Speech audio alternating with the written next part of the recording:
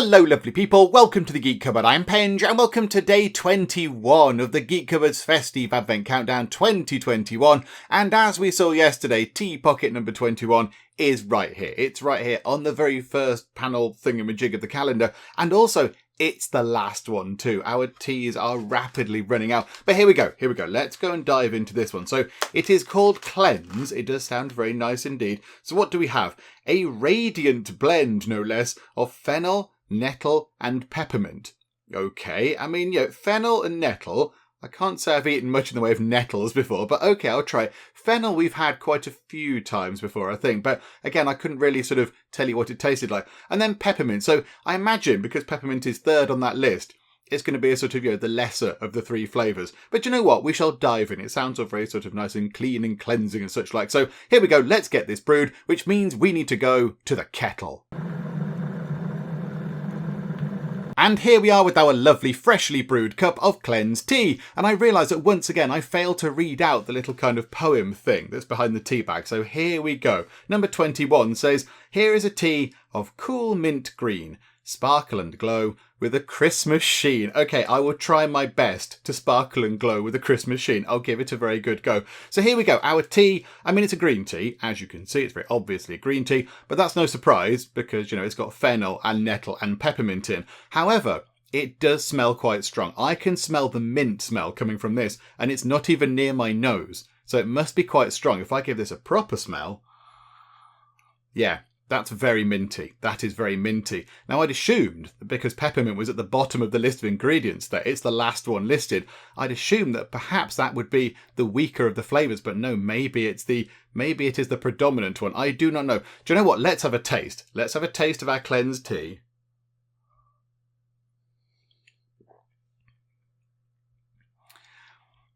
Do you know what? That's okay. That's okay. I mean, yes, there's a certain level of mintiness to that, and I'm not the biggest fan of a mint tea, as we have established, but that is okay. You can taste the mint, so it's a peppermint flavour, but it's not too strong. It's not a sort of strong, overpowering pepperminty flavour. And I think now I've kind of now I've had fennel before a few times. I think on this calendar possibly. I think I can taste the fennel. Lots of people in the in comments on previous videos have said that the fennel is very good for your digestion. Apparently, I think that's what people said. So there we go. Yeah, I think I can taste fennel. Now, whether I can taste nettle or not, I do not know, because I don't generally go around eating nettles. As a rule, I tend to stay away from nettles. They're kind of a bit stingy, so I stay away from them. So I don't know if I can taste nettle or not. But yeah, there's a sort of mintiness to it, and then I think I can taste the fennel. Hang on. Let's go in for another one.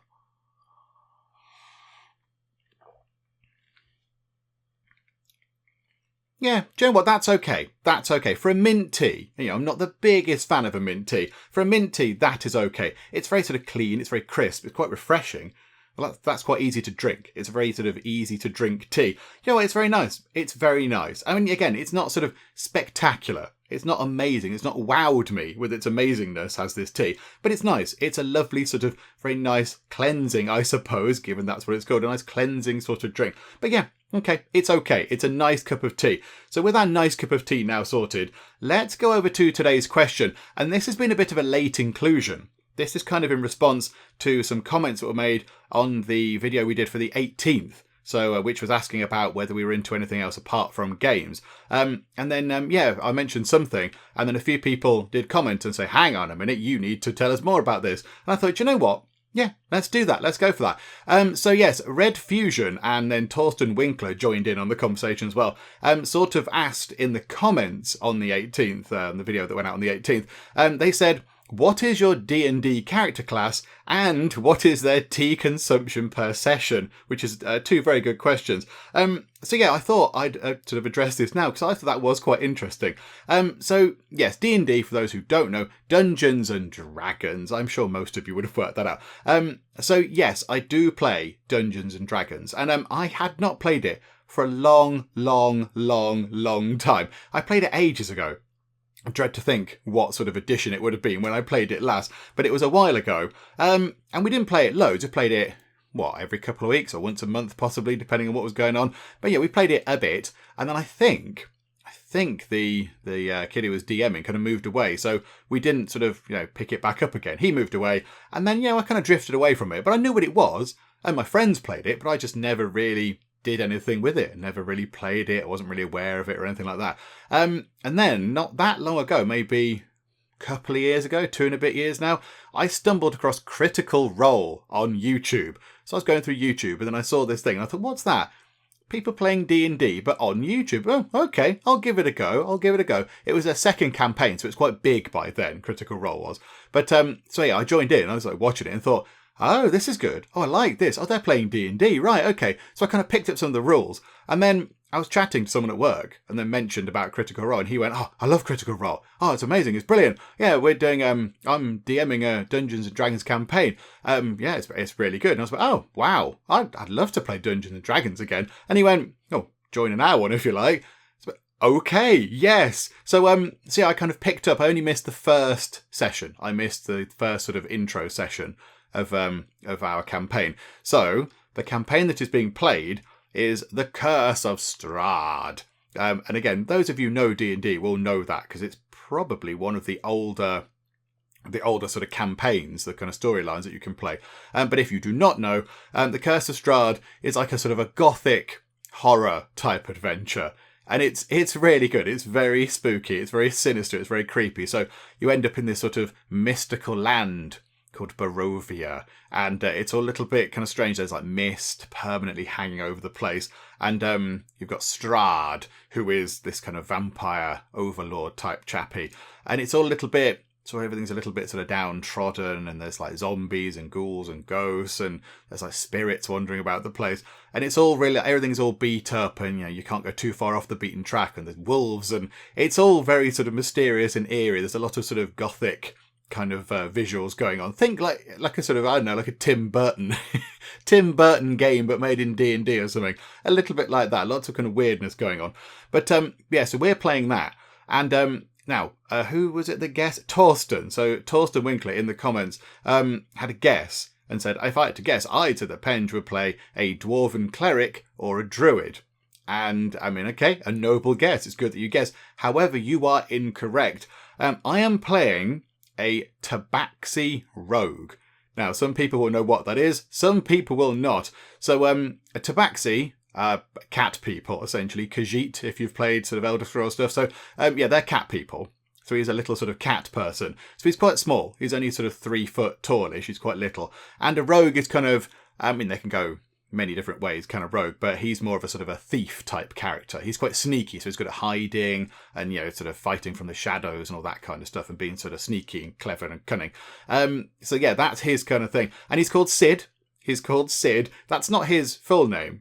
That's not his full name. His real name is Obsidian Dawn, but people just call him Sid.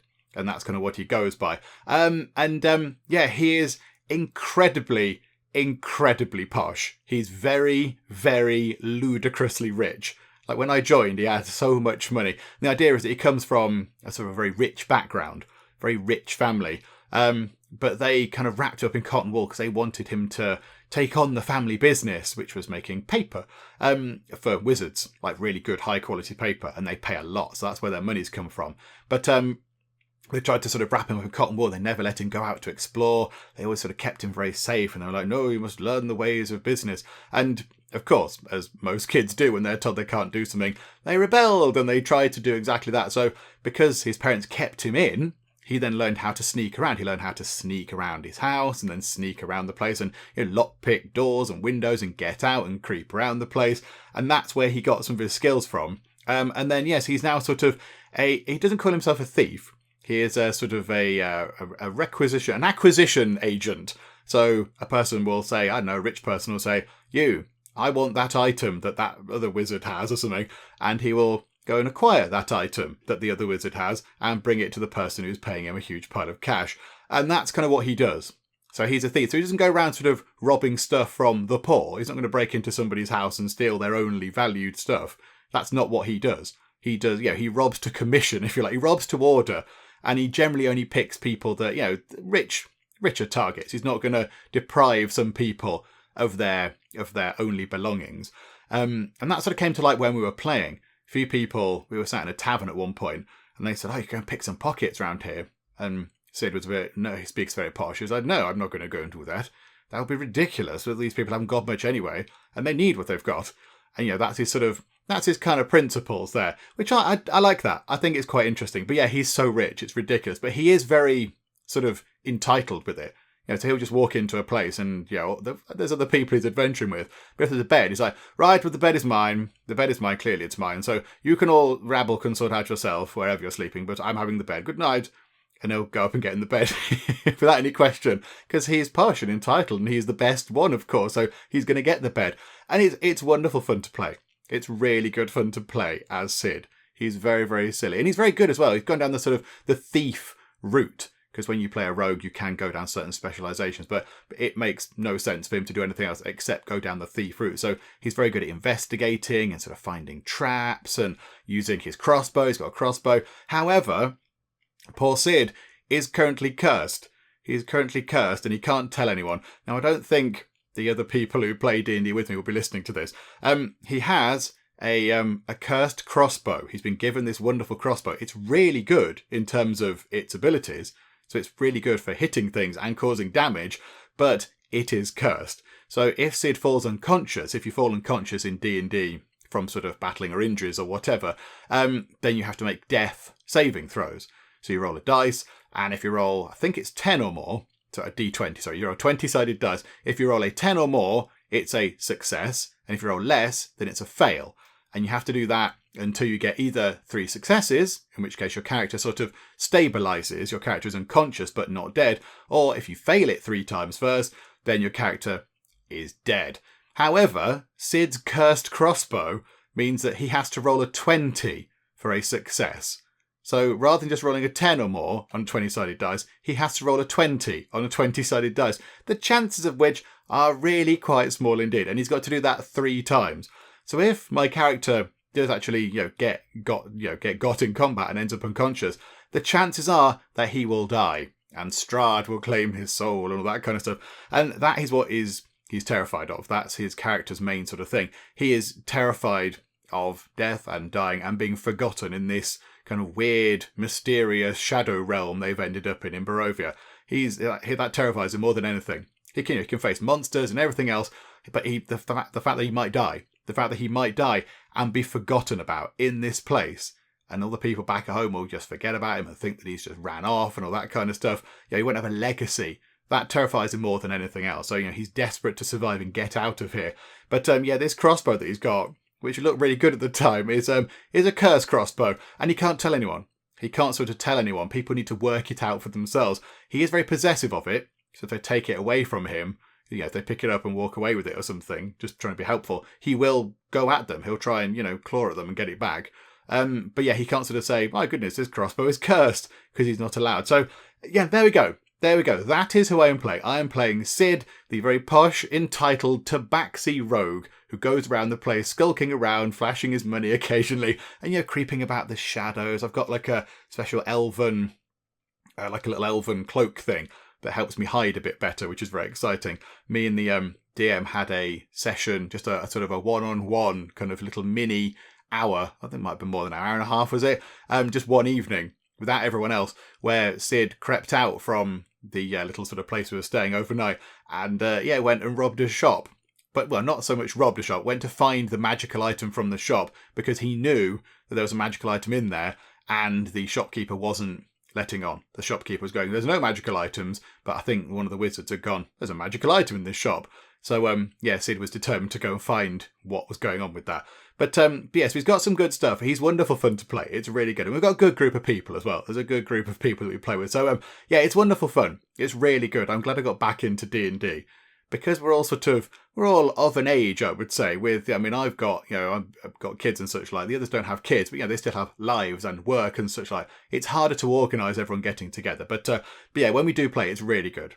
I really, really enjoy it. They're a very good group of people. So there we go. That is it. It's a question that's been sort of, put in at late notice, but hopefully it was interesting. But there we go. So that is the D&D character class. Oh, what is their tea consumption per session? Sid doesn't drink tea. He drinks wine. Lots of wine. And he's distraught that the place they're in doesn't have good wine. There's occasionally a bottle of half-decent wine somewhere. So, he just drinks wine because he's posh and entitled. He drinks wine and whiskies and spirits and things. He doesn't bother with, beer and common muck.